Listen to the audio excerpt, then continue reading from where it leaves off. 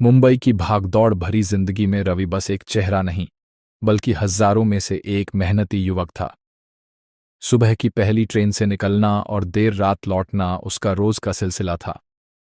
वो एक food delivery boy था। बारिश, धूप या तूफान, हर दिन सड़कें ही उसका घर बन चुकी थीं। रवि महाराष्ट्र के छोटे से गांव पांडुर का रहने वाला था। उसके पिता का देहांत तब हो गया था जब वो 10 साल का था। मां सावित्री देवी ने लोगों के खेतों में काम करके उसे बड़ा किया। रवि बचपन से समझदार था। उसने 12वीं के बाद कॉलेज में दाखिला तो लिया, लेकिन पैसे की कमी ने पढ़ाई अधूरी छोड़ने पर मजबूर कर दिया। मां, एक दिन मैं तुम्हारे सारे सपने पूरे कर दूंगा, वो अक्सर कहा करता था। सावित्री मुस्कुराती, बस तू खुश रह बेटा, यही मेरे लिए सबसे बड़ा सपना है। साल 2018 की बरसात शुरू हो चुकी थी। मुंबई की सड़कों पर पानी की धाराएं बह रही थीं। ट्रैफिक जाम, हॉर्न और भीगी हवा सब कुछ एक साथ था। रवि अपने पुराने स्कूटर पर निकला हुआ था। डिलीवरी ऐप की स्क्रीन पर लगातार ऑर्डर चमक रहे थे। बारिश के बावजूद उसने रेनकोट पहनकर काम जारी रखा। वो जानता था कि हर डिलीवरी के साथ उसकी कमाई बढ़ती है और हर पैसे का मतलब उसकी मां की मुस्कान है।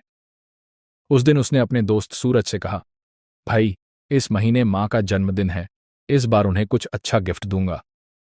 सूरज बोला, तू तो हर बार यही बोलता है।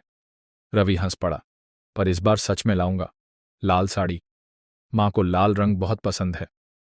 गांव में सावित्री देवी हर शाम एक पेड़ के नीचे बैठकर अपने बेटे का इंतजार करती। मोबाइल फोन उनके लिए किसी चमत्कार से कम नहीं था। हर रात रवि का फोन आता, मां खाना खा लिया, दवा ली ना? हाँ बेटा, वो कहती, बस तू ठीक रहना। गांव में लोग कहते, सावित्री, तेरा बेटा बड़ा भाग्यशाली है, मुंबई में काम करता है। वो मुस्कुराती, हाँ, भगवान ने चाहा तो एक दिन अपने पैरों पर खड़ा हो जाएगा।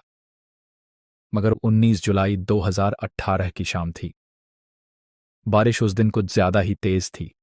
आसमान में बादल ऐसे गरज रहे थे जैसे कोई चेतावनी दे रहे हों। रवि का मोबाइल लगातार ऑर्डर दिखा रहा था। सूरज ने उसे फोन किया, रवि, आज मत जा भाई, पानी बहुत है, सड़कें डूबी हैं। बस 2 ऑर्डर और हैं, फिर घर जाऊंगा, मां से वीडियो कॉल करनी है, रवि ने जवाब दिया। रात करीब 8 बजे वह एक एक्सप्रेस हाईवे से गुजर रहा था। बारिश के कारण सड़क फिसलन भरी थी। अचानक सामने से एक ट्रक आया। हेडलाइट की तेज चमक से रवि की आंखें झपकी, बाइक का संतुलन बिगड़ गया और वो सड़क पर गिर पड़ा। ट्रक ड्राइवर ने ब्रेक तो लगाया, लेकिन देर हो चुकी थी। एक जोरदार आवाज के साथ सब कुछ खामोश हो गया। अगली सुबह अखबारों की एक छोटी सी खबर में लिखा था, डिलीवरी बॉय की हादसे में मौत, बारिश बनी वजह। मुंबई में ऐसे हादसे रोज होते हैं, लेकिन हर मौत किसी के लिए पूरी दुनिया खत्म कर देती है। रवि का मोबाइल पुलिस के पास जमा था। उसके दस्तावेज से गांव का पता मिला। दोपहर तक पुलिस ने उसके दोस्त सूरज से संपर्क किया।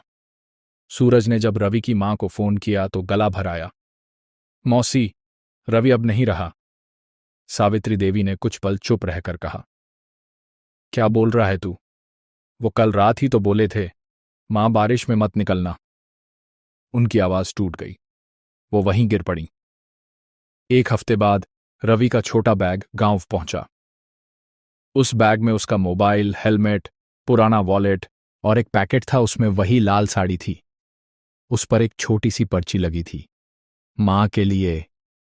सावित्री देवी ने साड़ी को सीने से लगाया और रोते हुए बोली, बेटा, तू कहता था अगली बार बारिश में मैं साड़ी पहनूंगी। तू देख तो सही, कैसी लग रही हूं मैं। गांव के लोग उन्हें संभालते रहे, मगर उनका दर्द शब्दों में नहीं था। वो रोज उसी साड़ी को अपने पास रखतीं, जैसे उसमें उनके बेटे की खुशबू हो। साल गुजर गए। गांव के बच्चे बड़े हो गए, खेत बदल गए, लेकिन सावित्री देवी की दिनचर्या नहीं बदली।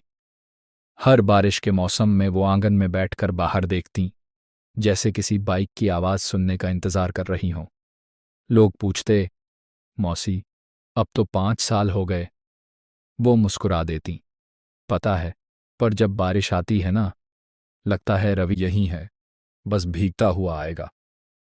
एक दिन गांव में स्कूल की दीवार पर लिखा था, रवि सावित्री स्मृति छात्रवृत्ति योजना। यह योजना उसके दोस्त सूरज ने शुरू की थी ताकि गांव के बच्चों को पढ़ाई के लिए मदद मिल सके।